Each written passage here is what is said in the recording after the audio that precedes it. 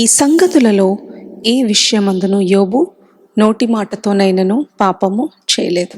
ఇది యోబు పట్ల దేవుడు సిద్ధం చేసినటువంటి ఒక గొప్ప సాక్ష్యం. అపవాదికి ఒకే ఒక్క గోల్ యోబు పట్ల, యోబు దేవునిని దూషించేలాగా చేయాలని. వాక్యం అంటుంది, హృదయము నిండిన దాన్ని బట్టి పెదవులు మాట్లాడను. అంటే మన హృదయంలో ఒక వ్యక్తి పట్ల ద్వేషం ఉన్నప్పుడు ద్వేషంగా మాట్లాడతాం. ప్రేమతో నింపబడినప్పుడు తప్పిదములన్నిటినీ కప్పి వారు మంచివారండి అని చెప్తాం. ఇప్పుడు యోబు తనకున్నటువంటి అంధకార పరిస్థితుల్లో దేవుణ్ణి పొగుడుతున్నారు. దేవుని నుంచి నేను ఎప్పుడు గొప్పదే తీసుకోవాలా, చిన్నవాటిని తీసుకోకూడదా, కష్టాలని తీసుకోకూడదా, కీడుని తీసుకోకూడదా అంటున్నారు. అంటే ఆయన హృదయము it is filled with the fear of the lord. It is filled with the love of the Christ. దేవుని పట్ల మక్కువతో నింపబడింది కనుకనే మక్కువతో కూడిన మాటలు బయటకు వచ్చుచున్నాయి. అందుకే ఆయన నోటి మాటతో పాపం చేయలేకపోతున్నారు. అందుకే దావీదు భక్తులు ఒక చక్కని మాట అంటారు, ప్రభా నా హృదయమును పరీక్షించండి, పరిశోధించండి, మీకు ఆయాసకరమైనవి ఏవైనా ఉన్నాయేమో పరీక్షించి పరిశోధించి తీసి వాటిని తొలగించండి. ఎందుకంటే తొలగించకపోతే నా హృదయములో పాపము నింపబడినప్పుడు నా మాటలు, నా చేష్టలు, నా క్రియలు మీకు విరోధంగా ఉంటాయి. నోటి మాటతో పాపము చేయక మునుపే దానికి కారణమయ్యేటువంటి హృదయాన్ని దేవుని భయంతో నింపేసుకున్నారు యోబు. అన్నిటికంటే ఘోరమైనది హృదయం. ఆ హృదయాన్ని దేవుని భయంతో నింపండి.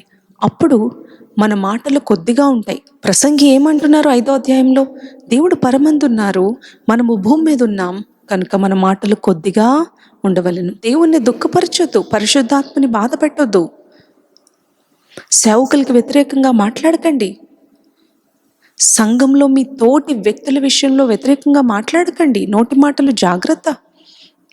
Fill your heart with the fear of the lord.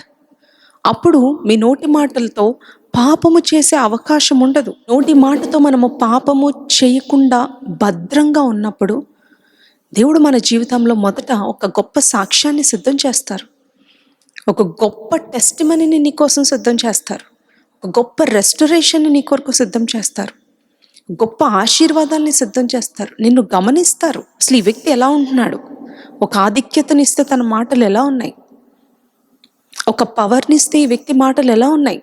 మనము పాపము చేయకుండా భద్రము చేసుకున్నప్పుడు దేవుని కృపను మనం పొందుకుంటాం.